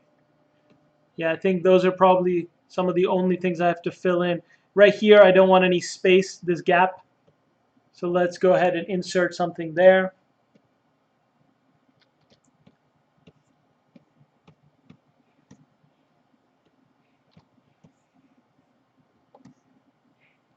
There we go. Any tips for preparing a print character with an open mouth, tongue, and teeth?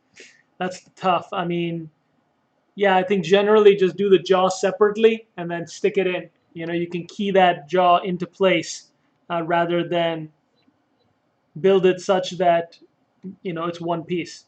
It's because, you know, when you've got a print with teeth from the top and the bottom, it's better to just separate the, you know, top. That way you can print both of those going upwards. That's what I've done in the past. All right, so that looks good. I can now just dynamesh again, and that'll take those insert spheres that I did, put it together. Sculptor expert on Twitch is saying, fun fact, if you cut off all of your body hair and laid it end to end, you'd be a fucking weirdo. That is true, you would.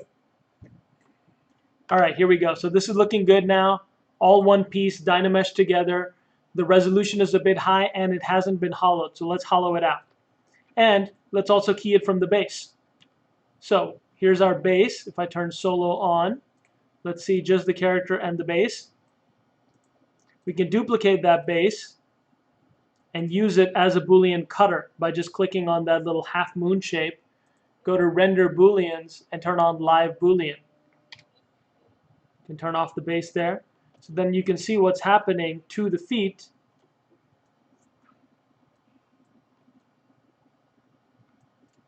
And if I turn it on and off, you'll see what's happening. The base is now getting keyed out of the bottom. And that's important because we want this character to be flush on top of that base. So what we're going to do is use that base, make sure that it is already dynameshed a little bit. I think that 300 resolution, 500 resolution should do the trick.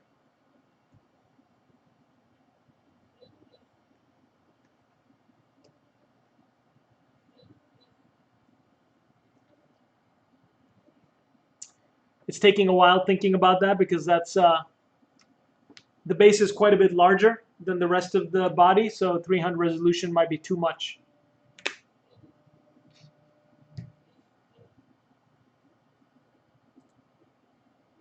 Give ZBrush a chance to think. Hopefully it won't crash on me.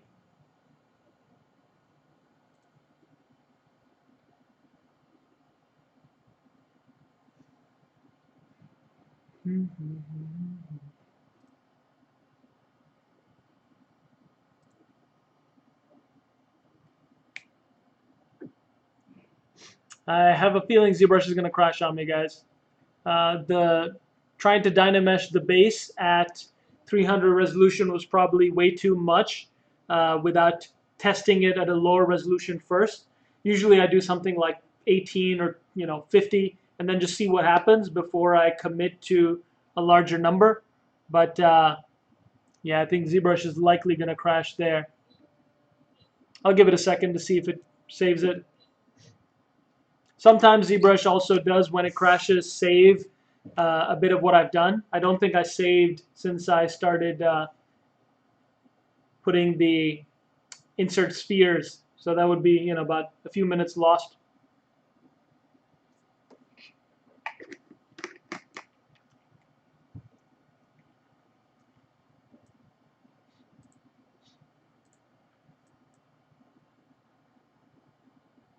Yeah, it's like struggling right now to try to come back. What I could try to do is close some of the other stuff like Maya and less processor intensive stuff open. Maybe ZBrush will help recover. I don't know.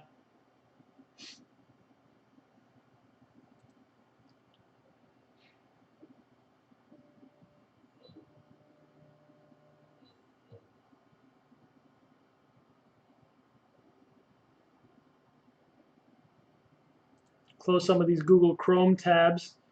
Google Chrome has this uncanny ability to suck up a lot of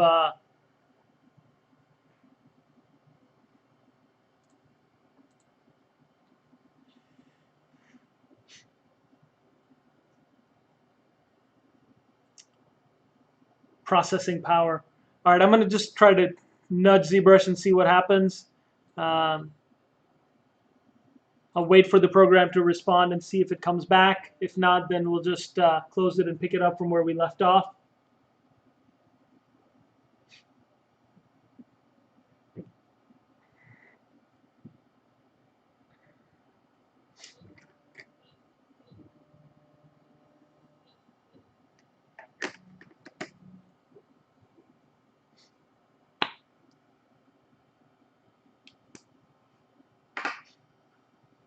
All right, going to close it. It's just not responding at all. And let's open it up again and see. Hopefully it will. I don't think it saved a backup. Usually sometimes if it crashes, it'll save the last point of the subtool. But nah, it's not here. Okay, let's get back to it then. Hopefully we haven't lost too much work.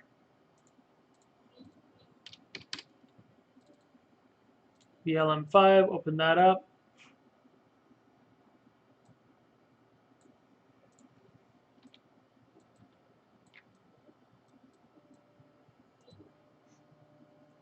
Looks like we have all the soldiers already separated out, so we didn't lose that much there. Lux Motion saying designs look great even for t-shirts. Yeah, actually, I hope someone does think about making a t-shirt out of it. I don't know if I should. All right, here we go. So let's go back to this soldier. And let's finish what we had started. Looks like it's still before it was Dynamesh, so let's go in and Dynamesh it. I think 500 resolution is what we had decided on before. RoboBoy19 is saying, how long do I need to learn to sculpt in ZBrush? I started from 2 weeks.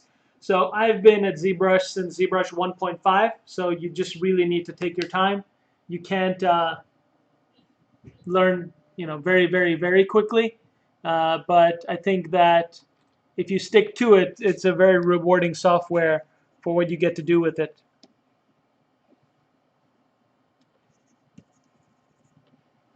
I think you could probably learn ZBrush in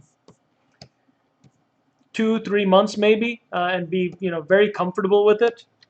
But really, it's just like anything else. You need to give it time if you want to become an expert or a master at it. I don't think I'm a master yet either. If I was a master, I'd be able to do everything in ZBrush all the time, not ever leave. But I do leave in order to do other things, so not reached mastery level just yet. It's really, I think, just a case of time management. If I felt like I was getting everything I needed from the tool itself, then I would just do it. But since I feel there's faster ways of doing things in other software, sometimes it's better to do the things that are faster. So here we go. Gonna insert these couple of spheres again, finish doing that, save it this time before I try to mess with the base. And then looks like I'll only have time to finish prepping the one soldier character for print. But I'll show you guys and gals how I go about hollowing this and finishing the prep.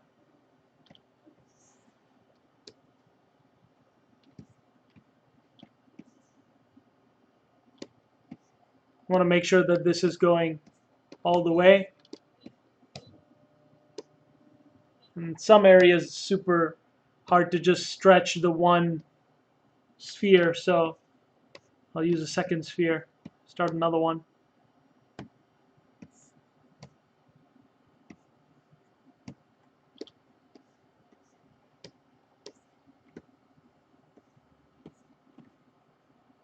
And sometimes if I don't want to use a sphere, I'll just come in and click inflate, even if that changes the mesh and sculpt a bit.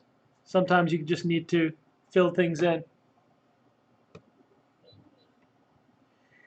David Lee's asking, what's my strategy on marketing? I don't really have one. I just kind of, like these days I'm marketing Fungusaurs, because we're trying to build something there, an IP.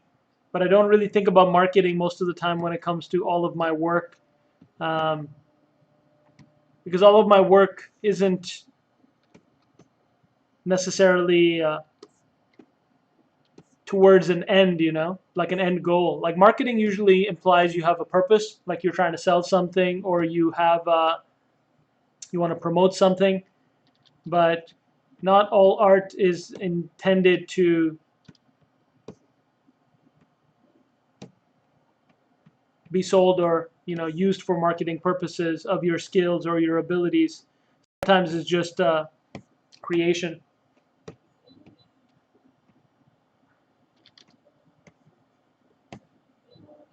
Now that I'm doing it the second time, I'm seeing even more gaps that I should try to fill.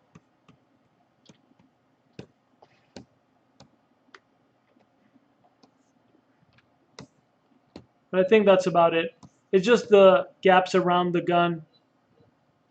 Those are the main ones that I needed to try to fill. Okay, cool. So then, I think I'll probably print him upside down anyway, just to make it a bit simpler.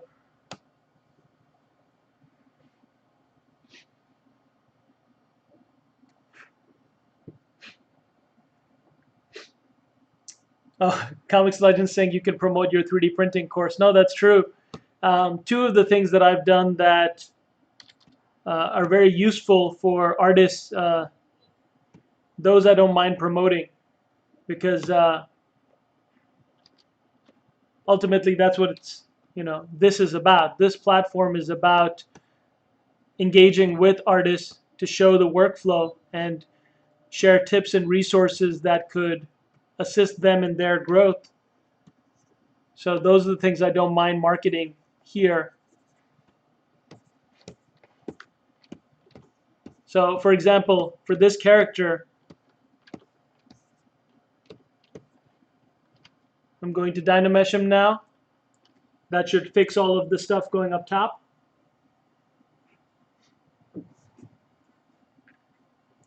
Okay, yeah, so 500 was probably really high resolution because that's 4 million polys. So let's try to take that down, maybe 400.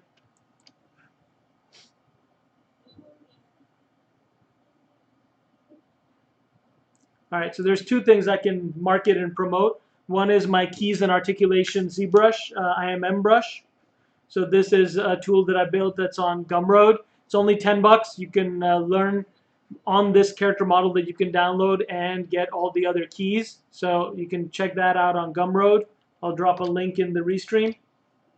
And then the other thing I could promote is on 3D printing for ZBrush artists. That's the course that Kurt was just mentioning about, saying it's worth every penny. Thanks, mate. It's 200 bucks, but you're going to get 8 weeks of lectures on 3D printing as overview as a technology and preparing things for print, slicing, keying, articulation, post-processing, printing for wearables, jewelry, miniatures, large scale, and photography, and trying to finish it off. So those are the two things I don't mind promoting on here. I'll drop that link in the restream as well. Aside from that, if you all want to do me a favor, what I'd say is follow my Fungusaurs on Instagram because that's like an IP that we're actively trying to grow and build right now. So you can follow Fungusaurs on Instagram Fungusaurs, and I'll drop that in the chat as well. Bloop, bloop, bloop. That's weird. Copied instead of pasting. There we go. Yeah, so if you want to do me that favor, follow me on Fungusaurs. I appreciate that. All right, now we're ready to start prepping this guy for print. So a couple more things to do, and then we'll wrap up this stream. So if we turn on the base, we can see that, there's really not much to Boolean out anyways. I could just use the clip curve brush and clip that away. And that would clip the bottom of the feet off, which is kind of all we needed. And then I'm going to use that brush I was just telling you about, the aim keys and articulation, to draw out a tapered square key. Now this is one of my favorite keys. I use it all the time in order to key models down onto a mesh. It's kind of hard when you're doing it with solo mode on, but that basically is going to key that into the base. And what I'll do is make sure that that's not too low, but it's about the same height. And merge that together, merge down, or no, not merge, they're already merged. I just have to Dynamesh it together. And then let's hollow it out, and then we'll decimate it and export it for print.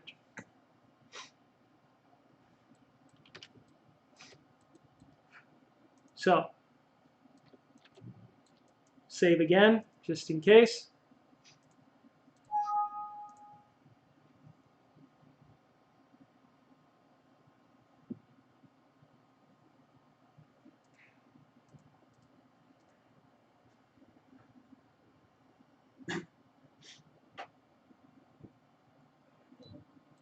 All right, now let's hollow it out. So I think the best place to hollow it out from is also the bottom.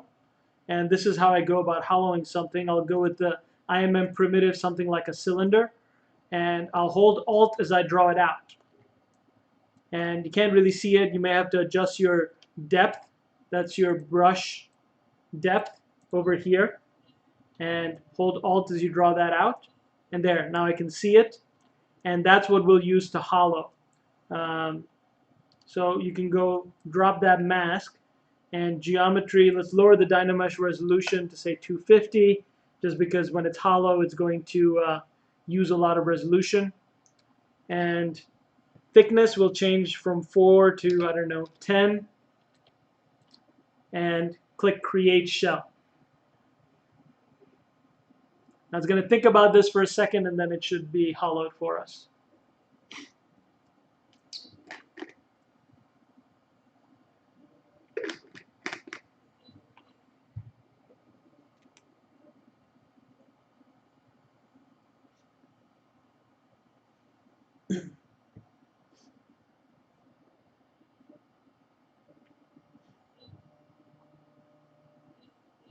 Still thinking. We may crash again, but hopefully not. Nope, didn't crash. Got it. All right, so there we go. It is now hollowed. Let's take a closer look. One thing I like to do is check out just what's going on inside. So I make my brush really small and draw around the edge a mask and do group masked. That way I can Control-Shift-Click, hide that mask that I just created, click Auto Groups, and now I can select just the inside and see what's going on there. If you press double, you can see what it's actually looking like. And then you can hide and delete any part of that hollowing. You can also smooth the heck out of it. So far, even as going to a brush and clicking on Smooth Stronger, because that will really quickly smooth it out a lot.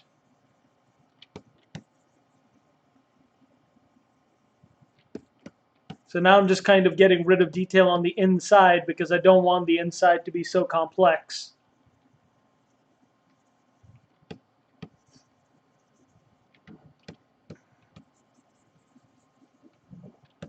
And the parts that I don't want to be hollow, it's like this arm and this gun bits, I can just delete those. So the easiest thing to do is to just hide everything but the parts you want to delete. So I'll do something like this.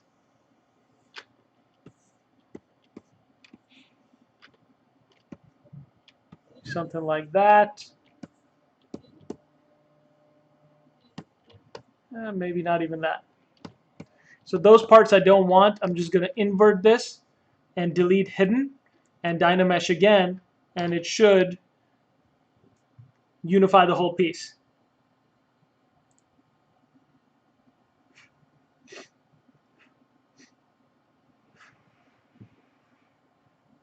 Barack TW is saying, since the IMM key is touching the figure, why do you still need to Dynamesh?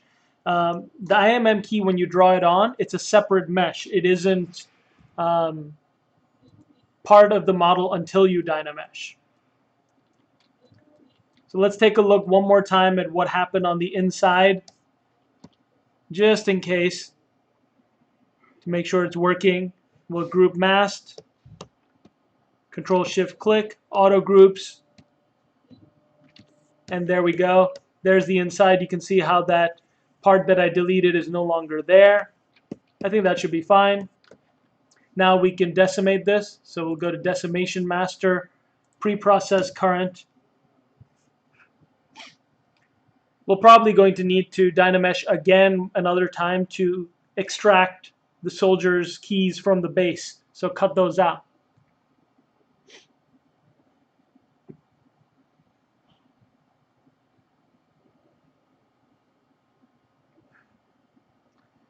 Maxi Chris saying thanks for the stream. Yeah, thanks for being here, mate. Appreciate you taking the time. Yeah, I'm just going to wrap up right now, and I'll see you guys at next week's stream where I'll hopefully show you the finished prints, and we'll move forward with something different. So Robot Boy is saying, why do I make a body inside the body? That's basically I'm hollowing it out. So when I do the print, it isn't printing all the space inside as solid material. There would be a lot of material there. Okay, so just decimating this down to 20%, that'll take it from 1.9 million polys to 380,000. That should be enough. Let's export this out, and let's make a new folder. Call it print1 and soldier1. Export that out just as an OBJ. Mexi Chris clocking off, so no worries, mate. Thanks for joining. Episode 2 is coming. Yeah, next week I'll probably show you the finished piece and then move on to something else. Maybe I'll just work on one of my fungusaurs or something different. We'll see. But I wanted to just show in Preform the final piece. There's the frame of the mirror. So that's the scale we're working at. And let's import in that soldier that we just exported out.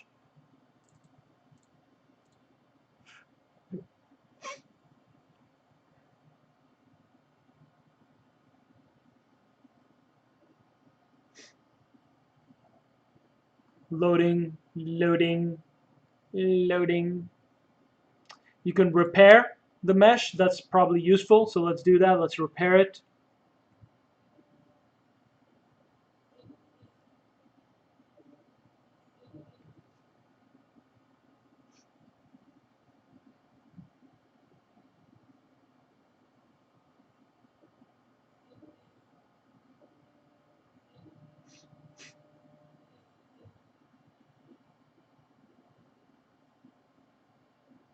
It's taken some time, but it's almost done. I can auto shrink or not. I'm just going to ignore and try to see it as one piece. And here we go. We can see the character is very large. It's going to be tough to try to get this to fit in the Formlabs build area.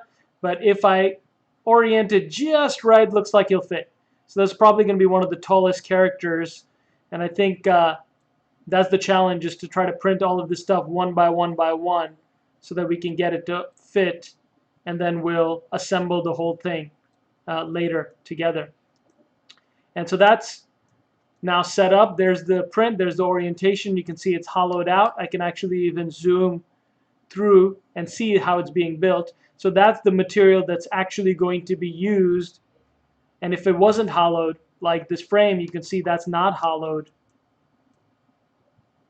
It uses a lot more material when it's not hollowed. Last step will be probably setting up some custom supports. So let me finish orienting this just right. I want that gun to be pointing upwards as much as it can so that it doesn't need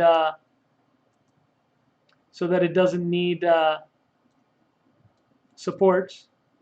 Yeah, it's tough when you are just trying to get it to fit and it's like almost. But that's the fun part, is trying to get it to be as big as you can within the printer's build volume. Or I could slice and key it up and try to make the whole piece smaller too, but I really want everything to fit, based on that frame. All right, let's take a look at the top. Maybe I should make another hole at the bottom just to avoid, the vacuum kind of suction pull. But I think this should print fine, so let's do that. And we'll add some supports. Change the density to, say, 0.8. Support size to 0.65. We're going to prepare this for Gray V4 at 0.05 resolution and click Auto Generate.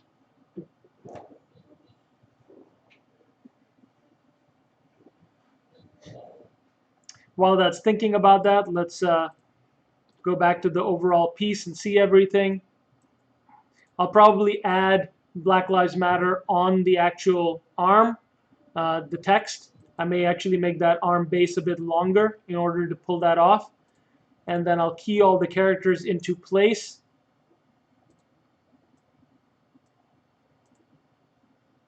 Let's see, where's the protester? I don't see her. There she is.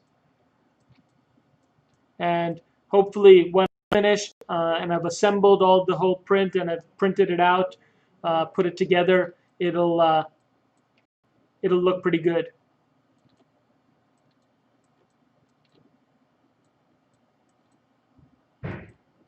So thank you for watching the stream today. This is just finishing up the supports. I'm gonna start getting ready to sign off.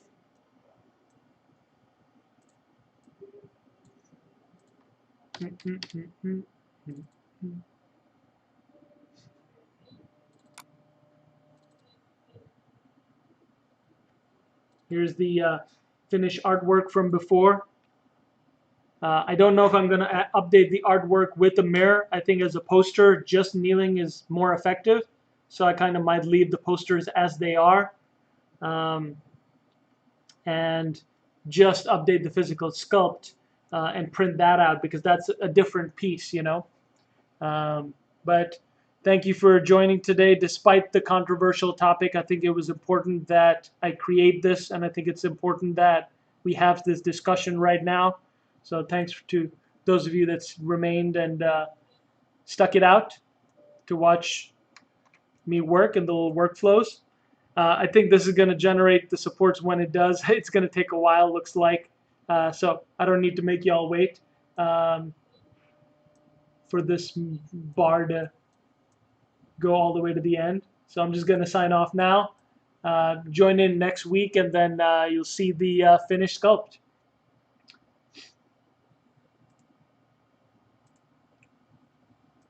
All right, cool. Okay, so signing out now. Thanks for joining, everyone, and I will